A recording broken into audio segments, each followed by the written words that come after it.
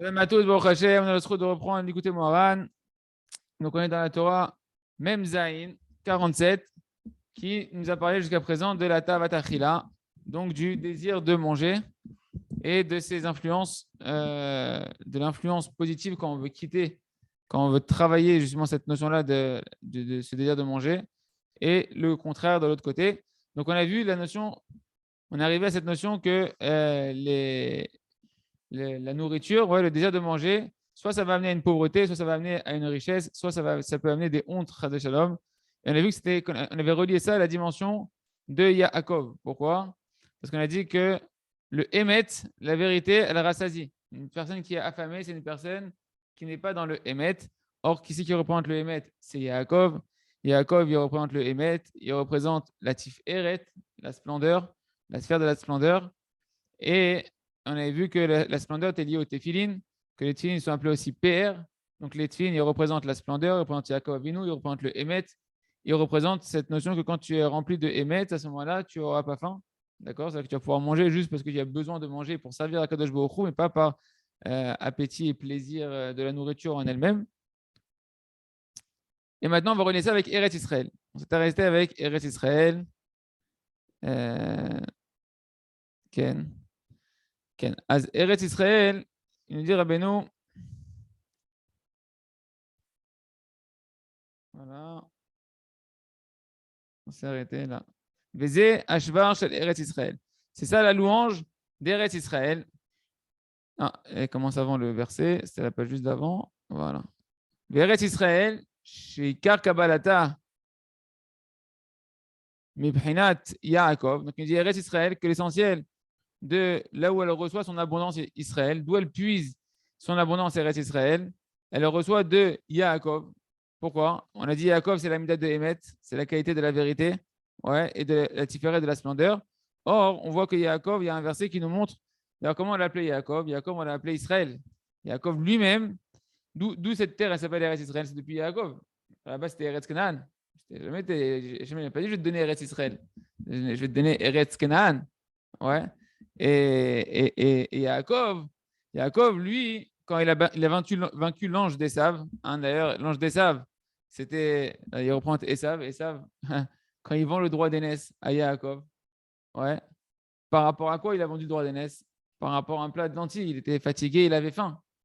Hein, vous vous rappelez ou pas? Dans l'histoire, il arrive de sa chasse, c'est marqué qu'il avait fait plein d'avérotes ce jour-là, et il arrive, il a affamé, Yaakov, il avait fait un plat de lentilles, et ça, il dit, donne-moi de ce rouge là.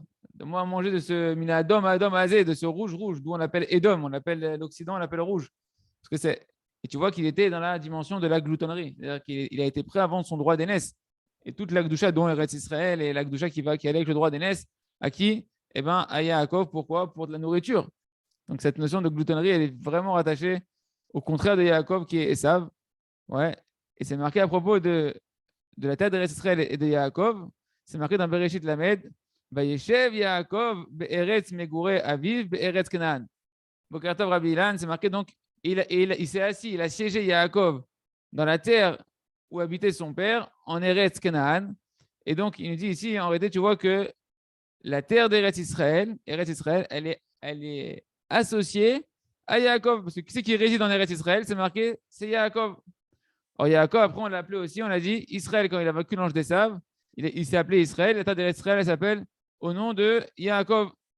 Et sur ce verset-là qu'on vient de voir, que Yaakov il s'est assis en Eretz Israël, il a habité en Eretz Israël, et ben, le Midrash il nous dit que Yaakov, il a hérité de la terre d'Eretz Israël. Et il nous enseigne qu'en réalité, Eretz Israël, elle puise ses hashpaot, ses abondances qu'elle a délivrées au monde et au Ham Israël. De qui? De Yaakov Avinu. De Yaakov Avinu, qui a hérité de la terre d'Eretz Israël, qui est assis dans la terre d'Israël, c'est lui qui prédomine la terre d'Eretz Israël au niveau spirituel, et ben de la Neshama de Yaakov, de la qualité de Yaakov, qui est le Emet, Eretz Israël, elle va puiser toute son abondance et toute sa force. Voilà. La reine Eretz Israël, c'est pour ça qu'elle est appelée au nom de Yaakov. C'est pour ça que Eretz Israël, elle est appelée au nom de Yaakov, que Yaakov, il s'appelle Israël. Avant, c'était Eretz Canaan. Il a fait. Et que nous aussi, eh ben, on s'appelle Israël, au nom de Yaakov. Et là, maintenant, il dit, c'est pour ça qu'on appelle cette terre-là la terre de la vie. C'est marqué dans le Zohar, Parashat Vayikra, que Eretz Israël, elle s'appelle Eretz Hachaim, la terre de la vie. Pourquoi? Maintenant, on va comprendre. Il faut bien rester accroché avec les notions qu'on a ramenées au début du cours. Qui Tfilin, Nikraim Chaim. On sait que les Tfilin, ils s'appellent la vie. Comment on sait ça? C'est marqué dans Yeshaya, la maîtrette. Comme je Katouv, Hachem Alehem Yiryu. À propos des Tfilin, c'est marqué Hachem, il va vivre sur vous. D'accord? Hachem, il est sur vous et vous vivrez. Et donc, ça veut dire quoi? Tu vois que les tefilines sont liés à la notion de vie. On avait dit que Khamim avait dit que les tefilines, c'est une ségoula pour avoir une longue vie. D'accord? Donc, les tefilines sont rattachés à la notion de Chaim, de vie.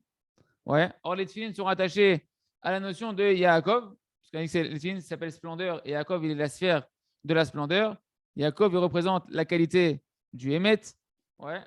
Et on a dit que tout ça, c'est lié à Eretz Israël, puisque Yaakov, c'est lui qui est la vitalité d'Eretz Israël. Donc, tu arrives à la notion que si les tefilines sont appelés la vie, et que les tefilines sont liés à Yaakov par le fait que les deux, on les appelle splendeur, et que Yaakov, c'est lui qui est la vitalité d'Eretz Israël, donc Eretz Israël s'appelle aussi la vie, comme les tefilines qui, eux, sont rattachés à la vie et qui donnent une longue vie.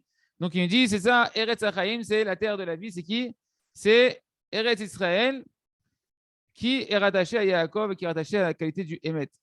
Maintenant, tout ça, il a construit cette introduction-là pour arriver à nous expliquer ce qui est marqué ici.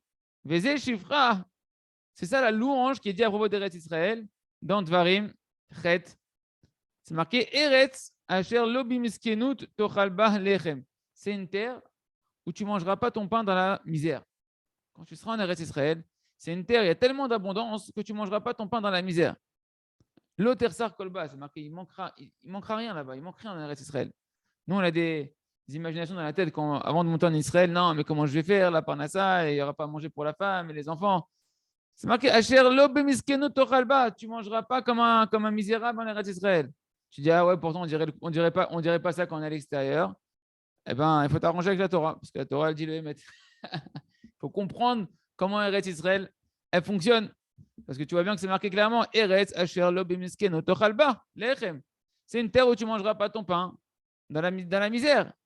Donc, il n'y a pas de raison. C'est une terre où coule le lait, le miel, Ken, Eretz Zavat Chalav ou de vache. Maintenant, Rabbeinu va expliquer le sens profond de ce verset-là. Qu'il est famille. Adam ochel lechem echamat aniot. Des fois, un homme, il mange que du pain parce qu'il a rien d'autre à manger. Des fois, une personne, elle a que du pain à manger. Donc, comme le Tam dans l'histoire de Rabbi Nachman. Ah, tu cherches je sais même pas, je sais pas dans cette édition-là, je sais pas où on est. Si tu regardes un truc, je sais pas où on est. Ouais. Des fois, on mange du pain, on mange que du pain parce qu'on a rien d'autre à manger. D'accord, une personne va manger que du pain parce qu'elle a rien d'autre à manger. Et là, Rabbeinu, il est en train d'expliquer que Eretz Israël ne croit pas que si tu vas manger que du pain, c'est parce que tu n'as rien d'autre à manger. C'est-à-dire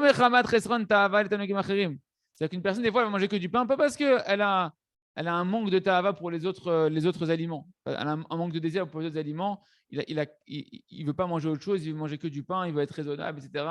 Non, c'est pas pour ça. Des gens, ils mangent que du pain parce que miskinim, ils n'ont pas d'autres aliments. Ouais, ce qui n'est pas le cas d'Eretz Israël. Aval, imaya lo sher ma'achalim, velo ya ochel lechem levad. Aval, imaya lo sher ma'achalim, s'il avait d'autres aliments à manger, il les aurait mangés. Velo ya ochel lechem levad, il n'aurait pas mangé que du pain. Tu l'as trouvé, David? Et donc, maintenant que tu as compris ça, que tu as des gens qui vont manger que du pain, ils vont manger que du pain parce qu'ils n'ont rien d'autre à manger, mais ils auraient kiffé faire manger un bon resto avec beefsteak et compagnie, ouais, entrecôte. Et maintenant, tu vas comprendre c'est quoi Eretz Israël, la qualité d'Eretz Israël. Qu'est-ce qu'il dit sur le verset d'Eretz Israël? Que ce n'est pas une terre où tu vas manger du pain dans la misère. Vezé Ashvar Eretz Israël. Vezé Ashvar Eretz Israël. C'est la louange d'Eretz Israël. Chez l'homme et Chamat Aniyut Tochal Lechem. C'est pas à cause de la pauvreté que tu vas manger que du pain. Et là, Mechamat Shibur Ubitul Ta'avat Achila. En réalité, vu que la terre d'Eretz Israël, c'est une terre qui est remplie de vérité pour celui qui veut être à l'image d'Hachem dans la vérité, c'est-à-dire qu'un homme qui va chercher à être dans le Hémet, ouais, et ben, cette terre, elle est remplie de Hémet. Or, le Hémet, qu'est-ce qu'il fait? Le Hémet, parce que cette terre, elle tient sa vitalité de Yaakov, on l'a dit. Que Yaakov, sa qualité, c'est le Hémet. Le Hémet, qu'est-ce qu'il fait? On a dit au début de cette Torah, il rassasie. Une personne qui est dans le Hémet, c'est-à-dire qu'il est attaché à Hachem, qui est Hachem, c'est lui l'essence du Hémet. Quand tu es dans le Hémet, tu es rattaché à Hachem. Hachem, c'est la source de tout ce qui existe dans ce monde-là. Et donc, la personne, elle se sent comblée, véritablement, elle se sent comblée à l'intérieur d'elle-même. Et si, à partir de maintenant, tu te sens comblé à l'intérieur de toi, que tu es rempli, que tu es rassasié du Hémet, alors à ce moment-là, tu ne sens plus le besoin de manger autre chose que du pain. La personne, comme le Tam, le simple de notre histoire, qui ressentait tout le bonheur dans du pain, il ne se forçait pas, c'était le Hémet, c'était son Hémet. Il sentait tous les appétits, tous les goûts dans le pain, il était heureux avec son pain, etc. C'est une terre où tu pourras manger que du pain, non pas parce qu'il y a de la misère. Et là, mais Hamad Shibour ou Bitul Tavat Achila, parce que cette terre-là va t'aider par le Hémet qui est là-bas, si tu veux être un homme de vérité, à briser et à annuler le désir mensonger du plaisir de la nourriture, qui hi mekabelet et ara ve'ashpa'a mibhinat filin. Parce que Eretz Israël, elle reçoit sa lumière et son influence de la lumière des Tfilin, qui en réalité, Mibhinat Yaakov, c'est la dimension de Yaakov. Mibhinat Emet, c'est ça qui est important en fait de retenir, c'est qu'elle reçoit sa qualité de la vérité. Elle reçoit toute son abondance, Eretz Israël, de la lumière de la vérité, de l'attribut de Kadosh Baruch Hu, des 13 attributs de miséricorde, qu'Hachem il est Emet, c'est Emet Yerasazi, c'est ça la qualité d'Eretz Israël, c'est une terre de Emet. Et quand toi tu vas être amiti ici en Eretz Israël, tu vas chercher à être un juif amiti, tu vas faire des doutes tous les jours pour que si tu tombes dans le sheker, si tu es tombé dans le mensonge aujourd'hui, dans les pensées, les paroles, les actions, tu vas faire des doutes pour revenir dans le Emet. Le Ram a dit c'est quoi le grand cadeau de la des doutes? Le grand cadeau de l'heure des doutes, c'est qu'un homme il revient à la vérité. Tous les jours, tu as une heure où tu reviens à la vérité. Tu étais au collège, tu ne sais pas quand tu étais en train d'étudier, est-ce que tu étais émettre, pas émettre, tu veux t'étudier pourquoi? Pour montrer ce que tu connais, pour montrer que tu es plus intelligent que l'autre. Peut-être tu étais émettre ici, après tu es sorti. Ah, jusque-là, tu étais émettre dans le Betamidrash, tu es sorti, après il y a eu ce qui se passe dehors, etc., etc. La femme, les enfants, le travail. La terre, elle part dans tous les sens, tu retrouves ton lundi de des doutes, tu retrouves, il a dit le Rav, une heure où tu es obligé à faire face au Hémet, où tu retournes dans le Hémet. Pour ça, les amis, ceux qui vont en Israël, l'heure du des doutes, c'est un grand cadeau. Parce qu'elle te permet d'être dans la qualité d'Eretz Israël, dans une terre de Emouna, une terre de Emet, une terre de Tfila, une terre où tu veux évoluer vers Hachem, une terre de Aliyah, où tu veux monter vers Kadosh Baruch Hu, et ça te permet d'être resté dans la qualité du Emet. Parce que c'est impossible qu'un homme soit à notre niveau à nous, 24 heures sur 24 dans le Emet. C'est les Sadikim Goumourim qui sont comme ça. Nous, on n'est pas comme ça. Par contre, et là, il y a des doutes. Elle va t'aider avec l'étude de la Torah, mais surtout ce Zman, où après, tu vas revoir à travers la Torah, est-ce que tu es dans le Hémet à Torah? Est-ce que tu es dans le Hémet d'Hachem? Ça te permet de monter en Eretz Israël dans la qualité d'Eretz Israël qui fait que tu ne seras pas un misérable ici. Parce que l'État d'Eretz Israël ne croyait pas que le défaut, c'est Eretz Israël. C'est-à-dire que l'accusation des explorateurs et le honnête des explorateurs et le Lachonara qui est jusqu'à aujourd'hui des explorateurs, quand ils sont partis explorer l'État d'Eretz Israël, c'est de faire croire que la terre elle a des défauts en elle-même. De faire croire que la terre, elle n'est pas adaptée pour nous. Non, c'est à nous de nous adapter. On est intrinsèquement lié à Eretz Israël et c'est à nous de nous adapter au fonctionnement de cette terre-là, comment ça fonctionne pour recevoir la bracha. Parce que c'est une terre qui est remplie de bracha. C'est une terre d'abondance. C'est une terre d'abondance, Eretz Israël. OK? Donc, comme elle est attachée au Hémet, chez Misham Barachirut, on a dit que le Hémet, il se tient debout. Rappelez-vous, Hémet, Kushta Kae, la vérité, elle se tient debout. On a dit que qu'est-ce qui nous permet de tenir un homme debout? C'était l'argent. On a dit et quand ils se sont fait engloutir dans la terre avec tout le butin qu'ils avaient à leurs pieds, donc l'argent, elle est au pied parce qu'elle tient, la Gemara avait dit, elle tient un homme debout dans son statut. D'accord? Donc le Hémet, c'est la clé de la rachiroute, c'est la clé de la richesse, mais de la richesse intérieure, d'être comblé à l'intérieur. Et également de ne sentir aucun manque dans sa vie. Et Zéouachir à sa mère, Bechelko. Et donc celui qui est dans le Hémet, il va venir dans une terre de Hémet et il va recevoir la rachiroute de Eretz Israël. La richesse de Eretz Israël. Donc, il se trouve quoi en fait en Nimtza, qu'en Eretz Israël, il se trouve qu'en Eretz Israël, il y a un grand shefa, il y a une grande abondance. Ouais. Est-ce que tu vas machetochal lechem levad? C'est ce qu'il a dit, le verset que tu vas manger que du pain. Altarchov que quand le passage qui parle qu'on va manger que du pain, c'est qu'on va être ici, on va être des mendiants, etc. Non. L'homme est ramad miskenut. C'est pas à cause de la pauvreté que tu vas manger que du pain. Et là, ramad shiburta avatachila. C'est parce que tu vas avoir la qualité du Hémet qui va te permettre de casser le désir de manger, le désir illusoire d'avoir une faim et un manque en soi à combler, parce que tu seras déjà comblé par le Hémet de l'attachement à Kadosh Baruch qu'il y a en Eretz Israël. Ça va? Ok. Ok, bien, on finit encore. Et la reine, c'est pourquoi c'est marqué Le Rav Mizbeach, c'est marqué Va'achalta ve'savata u'verarta et Hashem Elokecha la reste v'shantalnar. Ça, tu l'as pas. C'est marqué dans Shema Israël, et tu mangeras et tu seras rassasié et tu béniras Hachem ton Dieu. C'est le verset où on apprend à faire Birkat Amazon. Après avoir mangé, être rassasié, et tu vas bénir Hachem ton Dieu.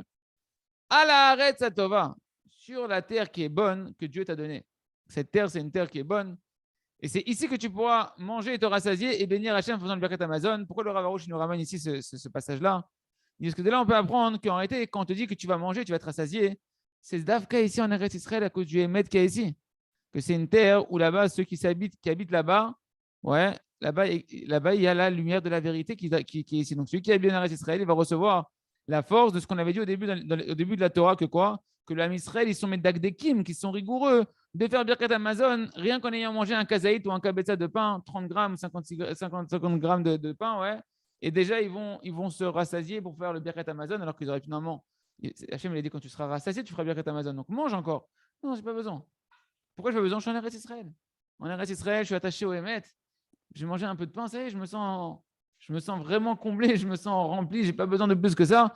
Et donc, je vais pouvoir être Medakdek. Donc, le pasuk ve'achalta ve'savata u'verarta, que tu mangeras et tu seras rassasié et tu feras le Birkat Amazon rien que sur un kazaït de pain. D'après, c'est en Eretz Israël. Pourquoi? Parce que Eretz Israël, c'est une terre de Emet. Oublie le Emet. Et c'est pour ça que le verset te dit à la Eretz Atova. Ça, tu vas le trouver sur la bonne terre. Quelle terre? La terre que je t'ai donnée, qui est la terre d'Eretz Israël. Ken? Donc, voilà, donc c'est pour ça que même si Eretz Israël, elle est remplie d'abondance. Il y a de quoi manger. Baruch Hashem. Il y a les shawarma, les falafels, hein, les lafas. Okay? Mais au final, tu viens ici, après, tu n'as plus besoin de tout ça. Okay? Il nous dit, c'est pourquoi les Israël, ils vont mériter ici une élévation, de voir le visage d'Akadosh Baruch Hu et de recevoir une grande richesse plus qu'en Chutz La'aretz. Simplement, tu vas poser la question, simplement, ça va dépendre effectivement de comment nous, on va être authentique en Eretz Israël. Je t'écoute pour la question.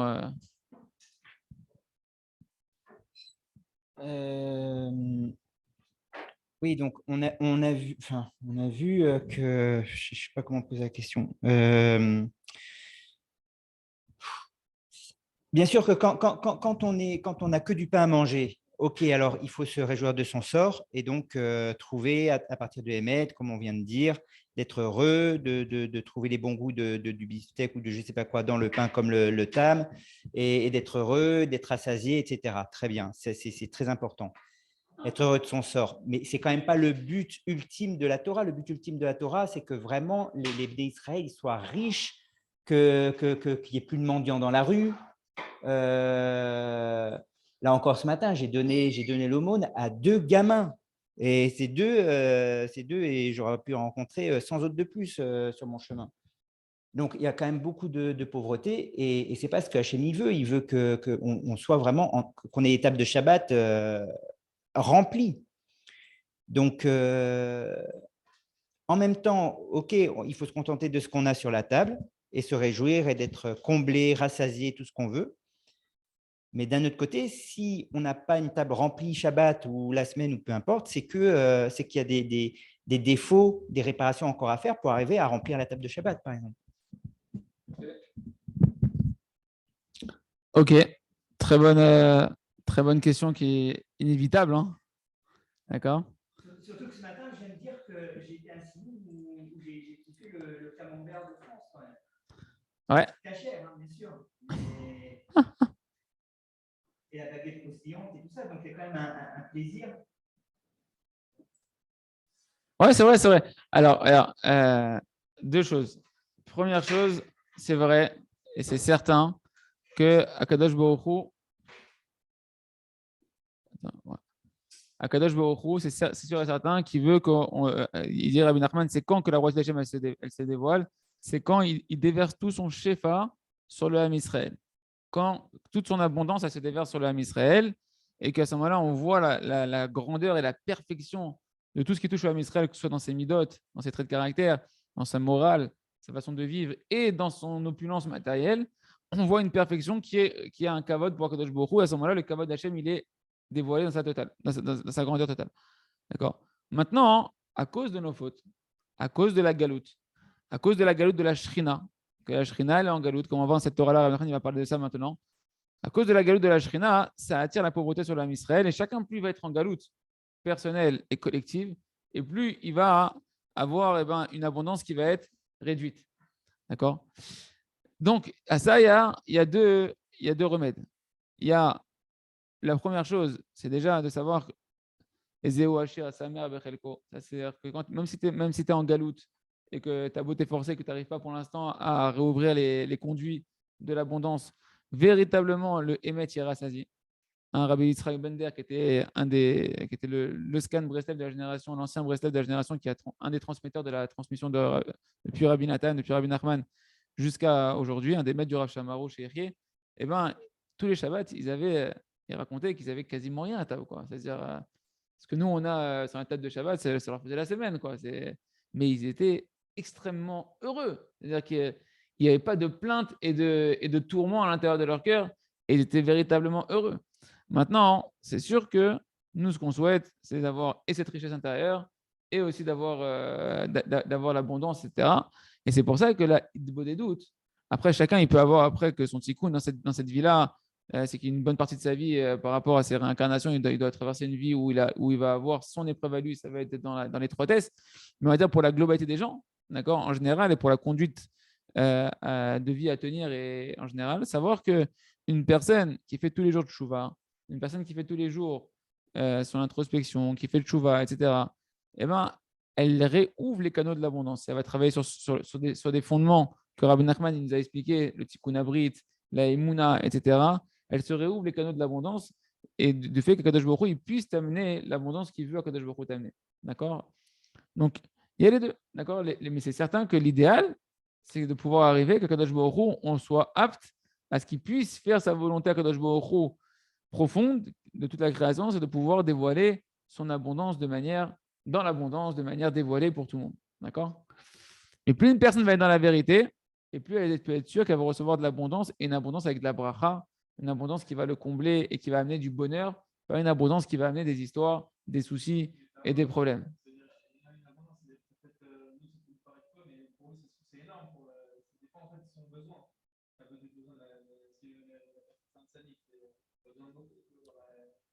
D'accord.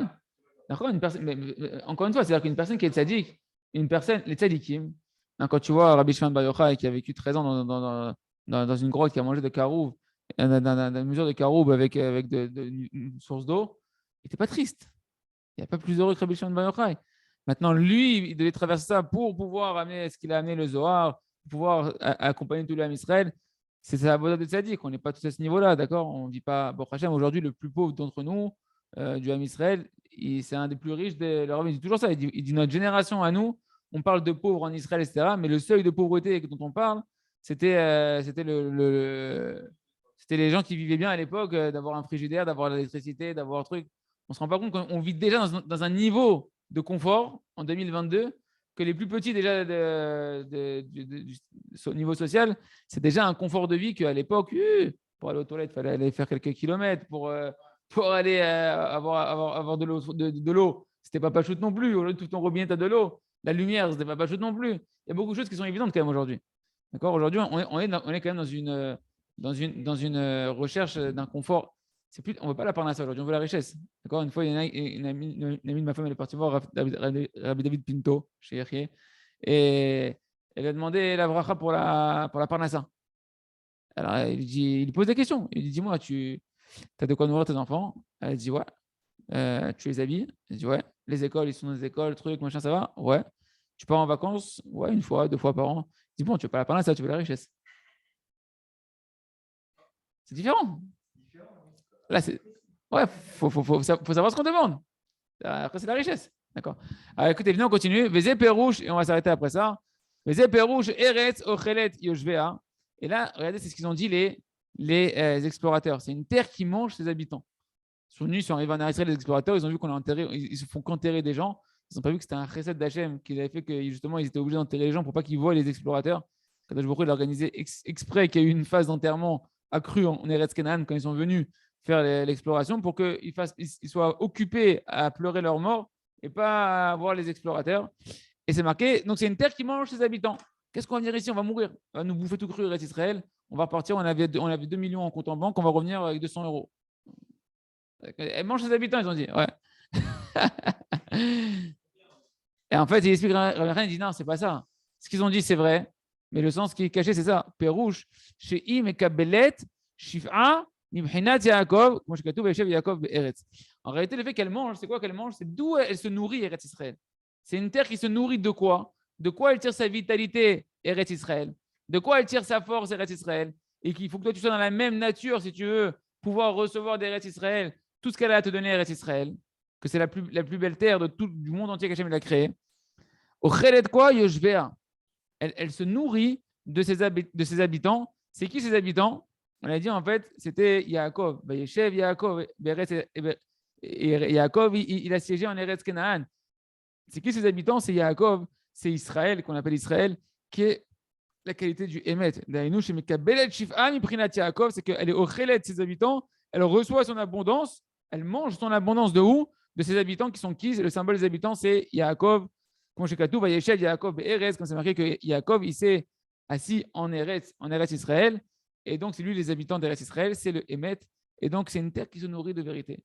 Plus tu vas venir en Eretz Israël pour la vérité d'Hachem, pour être un Ish israéli qui doit monter de niveau en niveau, et plus tu vas rentrer dans la dimension d'Eretz Israël, qui est une dimension qui est véritablement pour celui qui vit ici, de voir que tu es dans un autre monde ici, tu es dans une bulle. C'est un autre univers, c'est des autres règles, c'est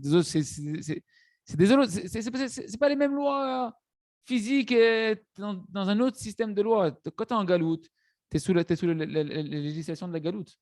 Quand tu es en Eretz Israël, tu es dans le palais du roi. Et dans le palais du roi, tu dois être émet. Tu n'es pas émet, tu te fais maraver. Tu te fais éclater la tête. D'accord? L'œil d'Hachem, il est ici du matin au soir. C'est-à-dire quoi? Quand tu es là-bas en galoute, tu es dans quelques contrées du palais du roi, l'œil du roi, il ne te voit pas là-bas. Kaviachol, ce qu'on appelle la galoute, ce qu'on appelle la Hashgacha d'Hachem, elle est voilée.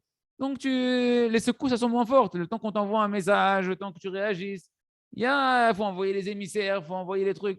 Tu es dans le palais du roi, on voit tout ce que tu fais. On te remet en place tout de suite. Tu ne peux pas t'amuser à faire le guignol dans le palais du roi. Et Israël, c'est une terre qui impose le Hémet. Parce que le Hémet, c'est ce qui impose la joie. C'est ce qui impose, le Hémet, c'est la condition pour être heureux. Et Israël, elle t'impose d'être heureux. C'est une terre de bonheur, c'est une terre de vie ici. Ken? Bon, ben, attachez, on va s'arrêter, je pense, là pour aujourd'hui. Et on continuera dans le prochain shiur sur Israël. Kol Tov.